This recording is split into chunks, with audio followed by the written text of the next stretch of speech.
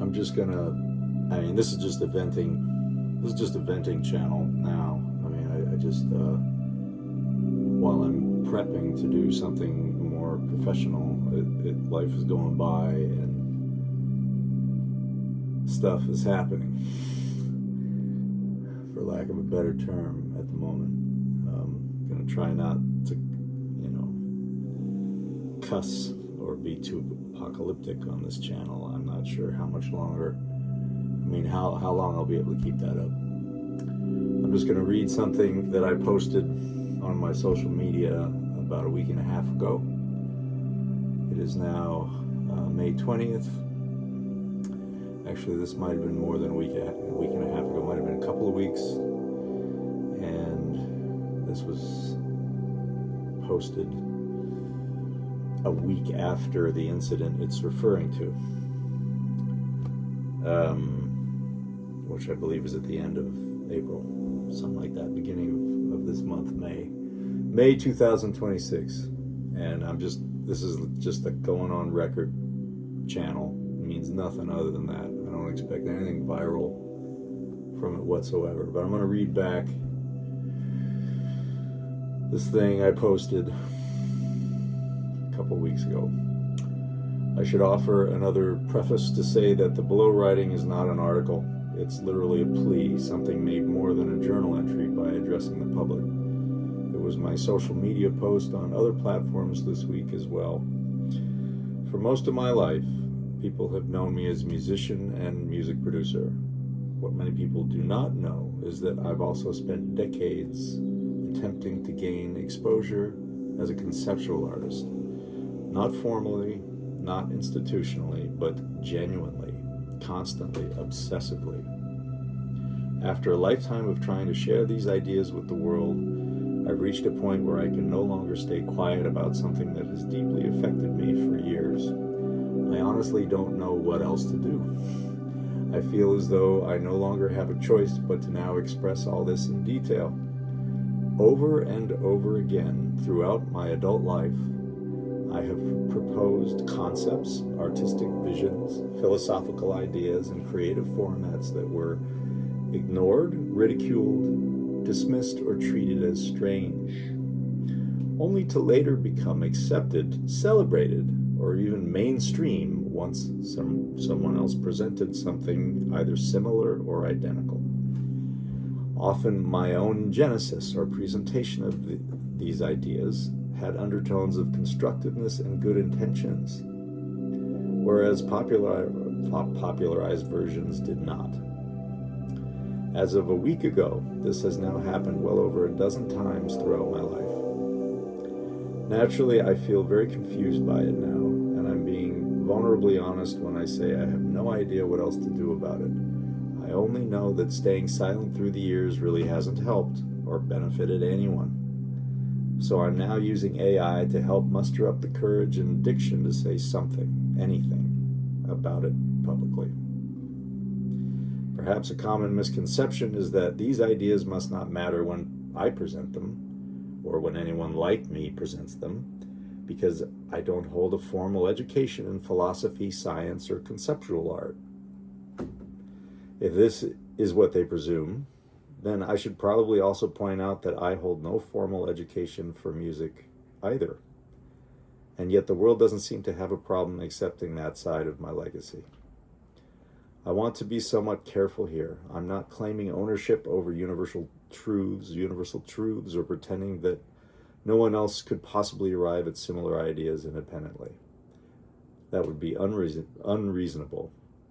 What I am talking about is the repeated experience of being treated like a fringe eccentric while watching remarkably similar concepts later receive admiration, legitimacy, and cultural enthusiasm once they emerge from a different voice, institution, or personality.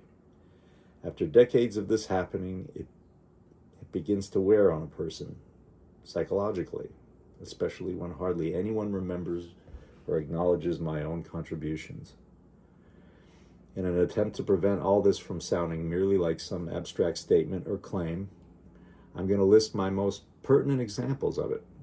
Yes, this is partly to take account for my ideas and my works, but it's also an attempt to give an overall topic some weight. Perhaps I'm missing something about other solutions, but at the moment they have definitely not revealed themselves. Right now, this one entry is the only thing that seems real. The most recent example of this odd neglect I've experienced was what finally pushed me to speak publicly. It's so blatant to me that it's hard to make sense of it. Over 20 years ago, I had an emotional experience in my personal life that yielded an idea. The thought that existence itself may function through a kind of incompleteness, an unresolved equation, or an imperfection that never fully resolves itself. At first, I experienced this realization as unsettling. Eventually, though, I came to see it differently. If existence itself is imperfect and unfinished, then it sheds a new and forgiving light on the idea of struggle and life expectations and imperfection itself. Almost 2 months ago, March 22nd, on this same Facebook wall, I finally tried to express this idea publicly in writing. The response was minimal, a few likes, one enthusiastic comment. Then recently, and coincidentally, after all that, a week ago, CERN began making headlines about an LHC discovery, a Large Hadron Collider discovery that led to discussions about irregularities and asymmetries in the universe that could be interpreted through language involving incompleteness, imbalance, or unresolved structure within reality itself. Suddenly, it now seems as though thousands of people are captivated by this conversation. After reading about that, I sat here staring at my own recent posts, feeling something I have felt many times before. Not jealousy, not bitterness towards science, but exhaustion. Because this pattern has now repeated against me as far back as the early 90s. There's plenty of other examples in its wake. Back in 1991, a radio DJ friend and I organized ambient electronic music gatherings in natural landscapes through an event called Cyberstock. We envisioned it as something peaceful and communal, a music performance existing in harmony with nature rather than overpowering it. We followed through on that vision with our first annual concert in 1992, which involved a lot of groundwork by the both of us, alone. Shortly afterward, outdoor electronic gatherings exploded culturally through the rave movement and related festival scenes, and rarely anything in harmony with surrounding natural environments. Our contribution disappeared into obscurity. The only press we received was a third-person account in a local Malibu paper condemning us as nothing more than another rave, regardless of the obvious difference. Fair enough, I guess.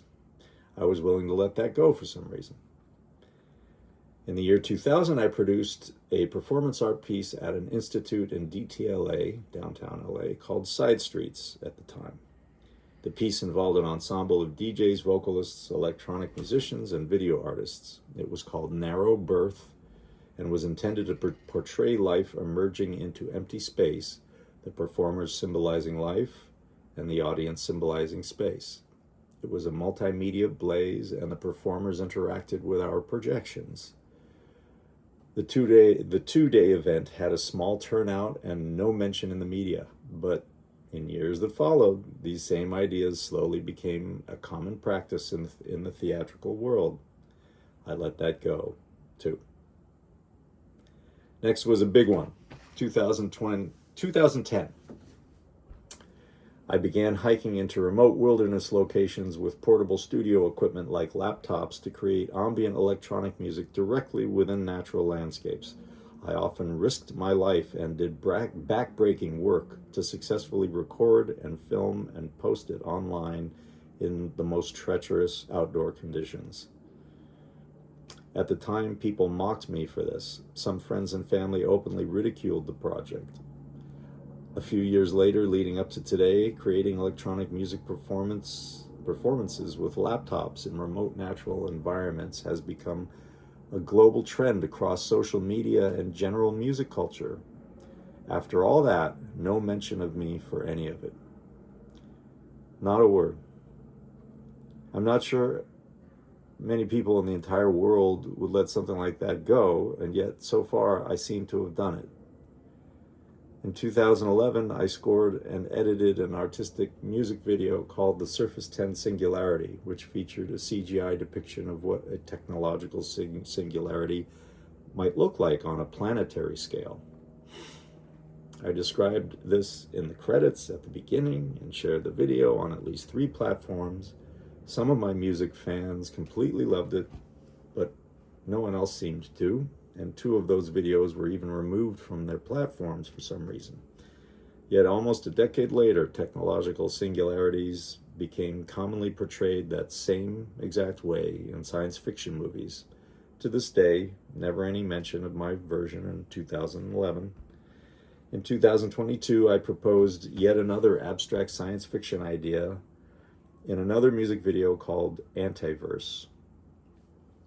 Rest of the title text pending. This video showed animations of the cosmos through negative image effects, intended to symbolize what kind of universe antimatter itself might be a window into. Not even but a year later, the concept of an antiverse was all the rage throughout the sci-fi world. It was even talked about in astrophysics and, of course, portrayed in a similar fashion to my film depiction. Never any mention of my video anywhere, whether or not they were ever connected. Now it's the CERN thing. Again, no acknowledgement, no reflection, not even curiosity about whether there was something initially worthwhile in my depiction after all. I mean, honestly, how much longer am I supposed to let all this go without a word?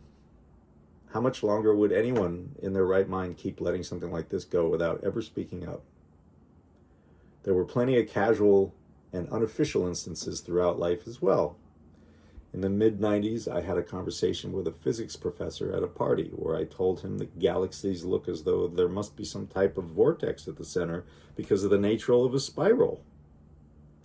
He laughed at me and explained that the collective gravity between stars being so close together was what made a galaxy spiral. We all know what happened next, half a decade later, the discoveries that were made therein. Good thing he wasn't a personal friend of mine, or he'd probably never be able to live it down. In 2021, a bad breakup prompted my strange new outlook on the idea of reincarnation. I realized that if reincarnation were somehow possible, that rather than a chain of human lives throughout time, it would actually mean being reincarnated as any and every life form throughout the entire span of the universe and beyond. The ramifications of this were so vast that I struggled to finish any type of effective article or blog entry about it. Then in 2009, some simple-minded writer was struck with a far more watered-down version of that same idea. He published a short story about it being something that only extends through human lives and no other life form of any kind on Earth or anywhere else. Great. Yet again, human vanity wins.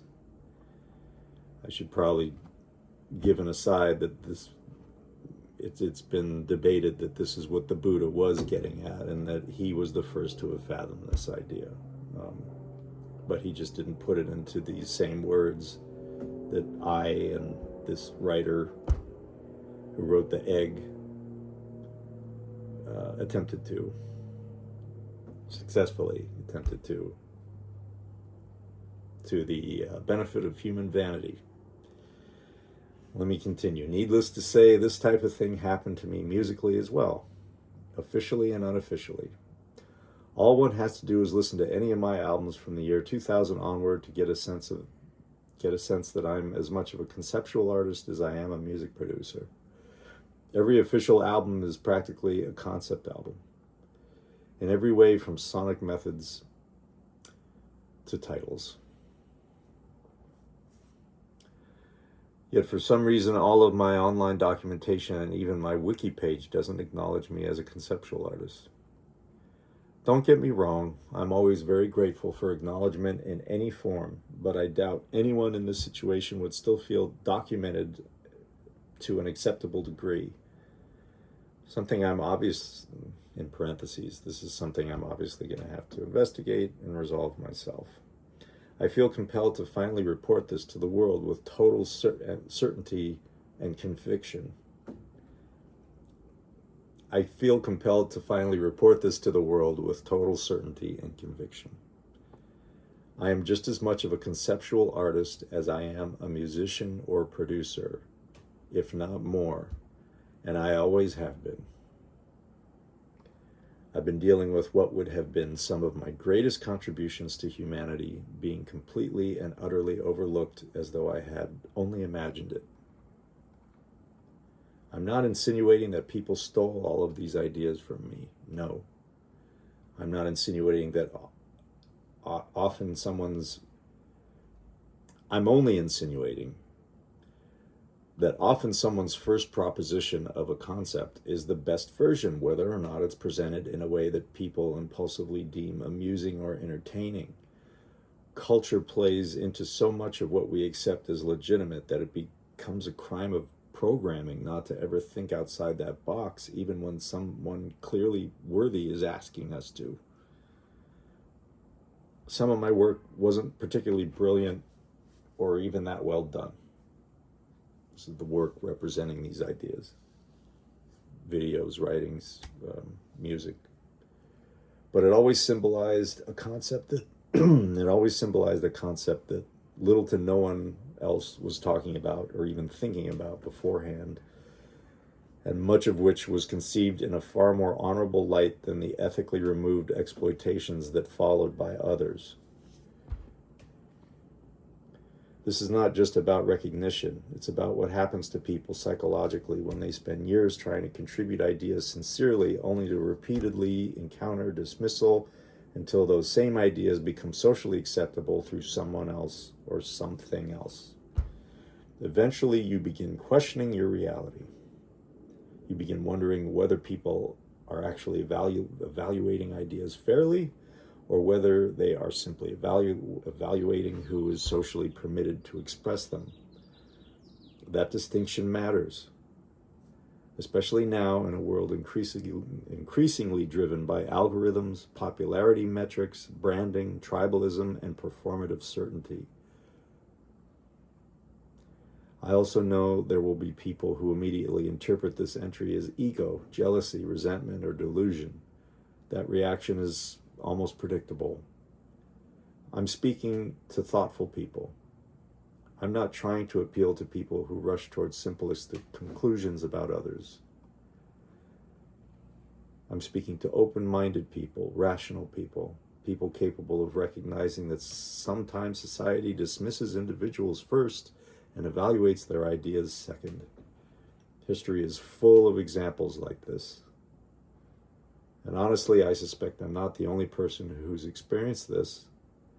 Somewhere out there right now are probably artists, thinkers, writers, inventors, or sensitive people sitting silently with ideas they are afraid to share because they have already been conditioned to ridicule, dismissal, or social exile for being too weird before culture catches up.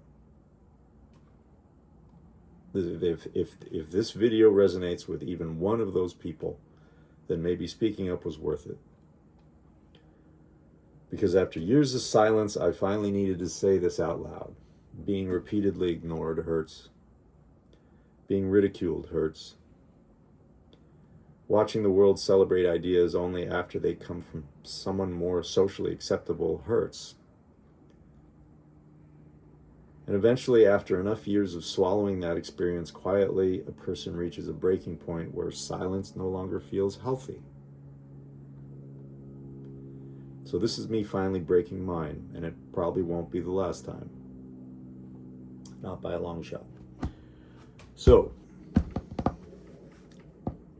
I mean, I'm kind of forced to record this now, having got gotten this over with now before AI gets so good at mimicking humanity that there'll be no proof that I actually even videotaped this entry right now. There'll be no solid evidence other than a date that you have listed where this video has been posted, which just barely is occurring, just barely before AI capabilities get so good that it could mimic even this.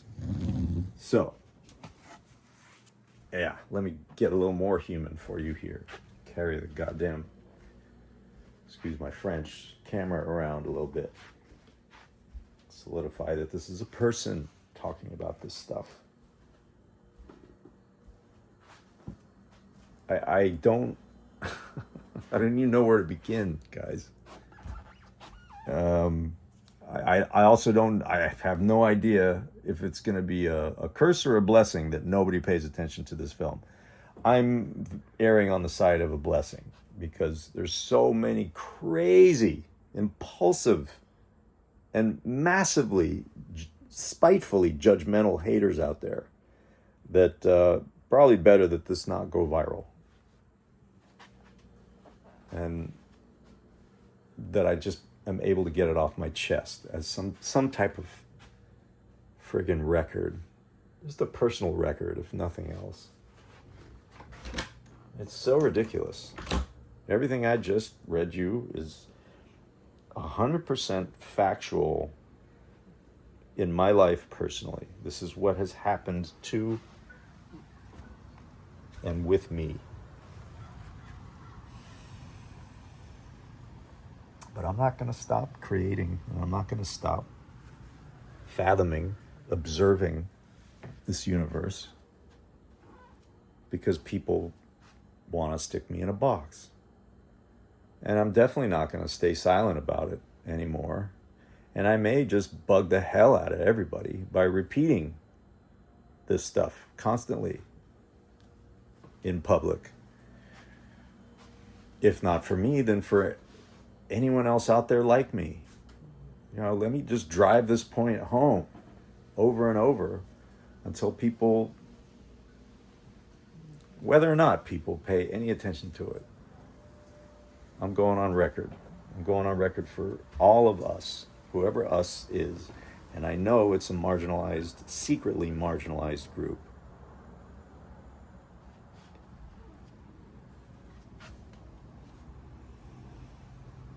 Still struggling, still starving. Still on the road trying to make these things happen. Still filming out in nature and on mountains and just, you know, living like a transient person because I'm not getting the recognition that I or anyone like me deserves.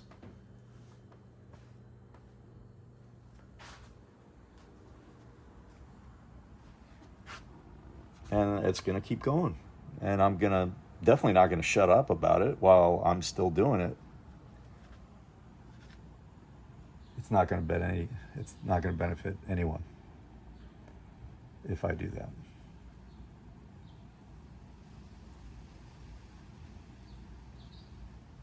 Somehow, somewhere, I'm just hoping for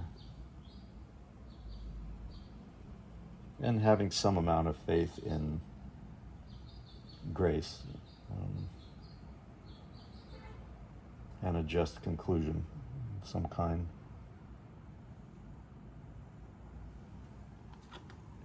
Even if I have to trigger it myself, which most times we do. Have to take matters into our own hands in some form. I don't know what that's going to mean. I only know I had to get this over with. It's just one time too many. So, thank you for not tuning in. And I'm not even going to put my name on this one. Not even sure what this channel is going to be yet, other than probably just more venting like this. Just unpostured, you know, unpremeditated, just spontaneous, random, poor quality, just get it off my chest stuff. I barely got by just now without cussing. Just barely. It was a tough one. It took a lot of strength to get that far. Okay. Bye, guys.